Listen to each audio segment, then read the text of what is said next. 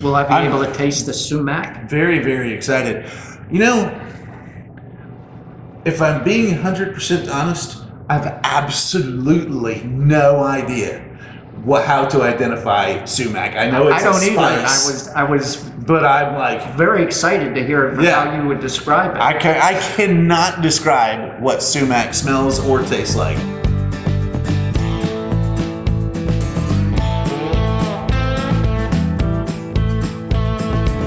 Coming to you virtually live from the Beer to Whiskey Studios, high atop Barley's Tap Room on Washington Street in glorious downtown Greenville, South Carolina. I'm Russ Heaps, and welcome to this episode of Big John in 5. That's where I get my good buddy here, Big John Richards from Parts Unknown, to pick a beer from one of Barley's 72 or so taps, or 15, 60 cans and bottles, and we sniff it, we sip it, we get bits about it.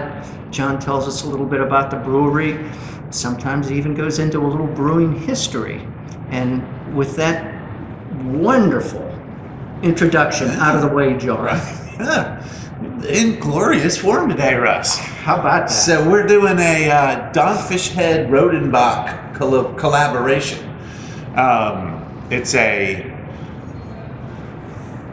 It's called Crimson Crew. I just lost all the words for it and had to turn around and prompt myself. I struck you speechless. Yeah, with my absolutely. introduction. It's just like I forgot everything about what I was doing. I happens all the time. So I guess this is the second or third time that Dogfish Head and Rodenbach have gotten together on a beer.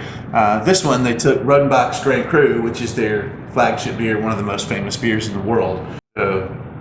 Absolutely recognized progenitor of the style of Flemish Red. So they took that beer, brought it over from Rodenbach in a tanker, and then blended it with a beer they had brewed they called it an off-centered red, because that's who they're weird like that. So it didn't have its own style, but spiced with sumac and orange peel and Hallertau hops. And so they blended that together. What was the hops? Hallertau? It's one of the four noble hops. Oh, okay. This is going to be a kind of a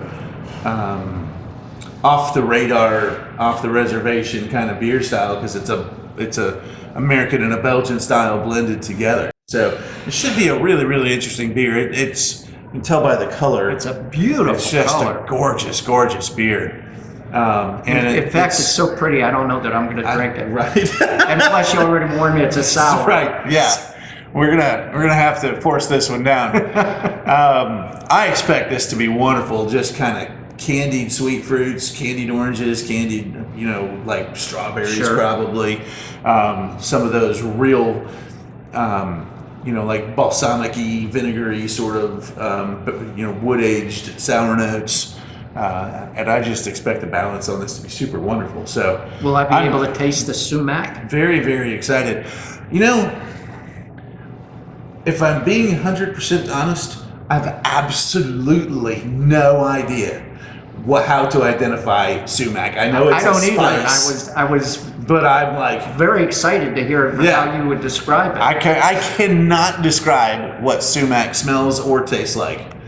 I know it's a spice, but that's outside of my realm of experience. Text Miss Lily. If there's something I can't identify in here, I'm going to call it sumac. I love the nose on that. It smells like a gummy bear. So far, so good. I like the color and Right? and I like the aroma. And you like that Duchess that we did down at Trapdoor that one time, and this is going to be similar. Is it? Yeah. Okay.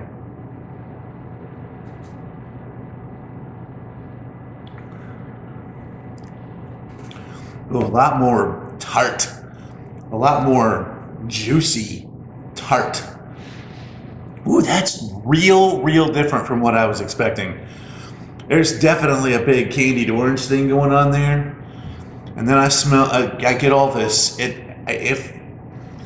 I were being asked about it, I would have said it kind of tastes like licorice. The way that the anise kind of hits my tongue.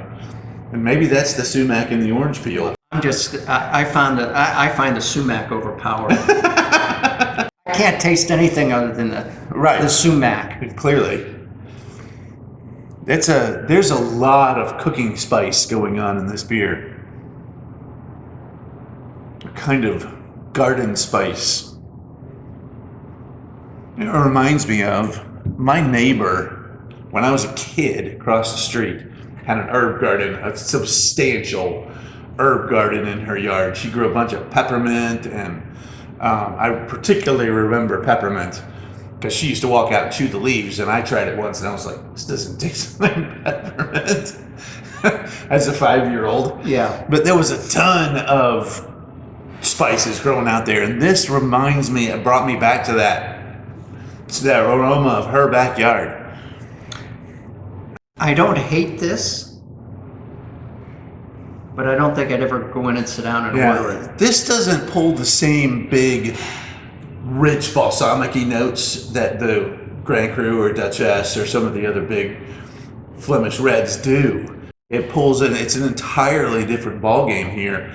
I'm sure because it's been blended with that Dogfish Head beer. But I can taste it. I can taste the balsamic vinegar.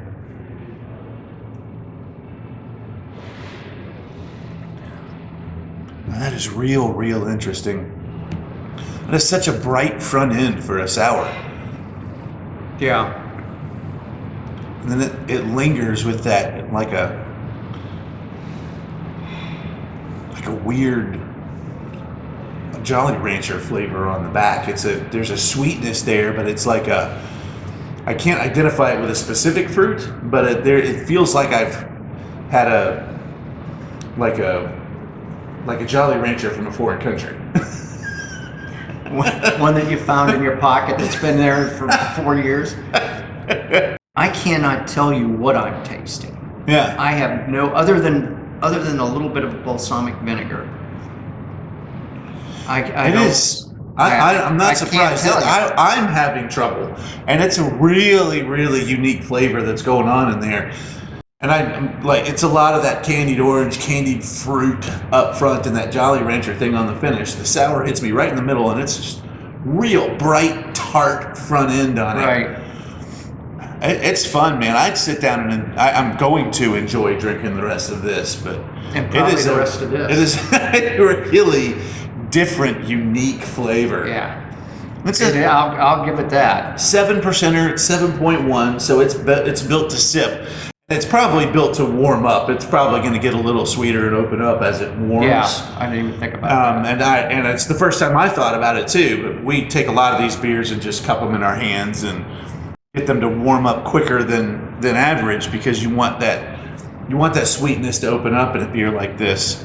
Like a lot of times when I order Duchess, I order it with a second beer and I drink that other beer while I'm waiting for the Duchess to warm up. Right. Yeah, this may settle out a little bit as it comes to room temperature. Yeah. I'm excited to find out what it does. It's a fun little collaboration. Yeah. For these guys. Yeah. That's a different beer, and that's what Dogfish Head has always done. Is just take a style and throw out what you expect it to do and do something really weird with it. Yeah. Anything else? I think we've talked about this a good bit. We can let these people go and find it, or see if they can find it in their hometown. Dogfish Head's coming back around now. They got bought by Boston Beer Company by Sam Adams, so they're being distributed through Sam Adams' network now. I think it's all still being made in Delaware, but they're owned by Boston Beer Company now. Did not know that. I don't think. And it was maybe last year. Maybe 2021 it came down.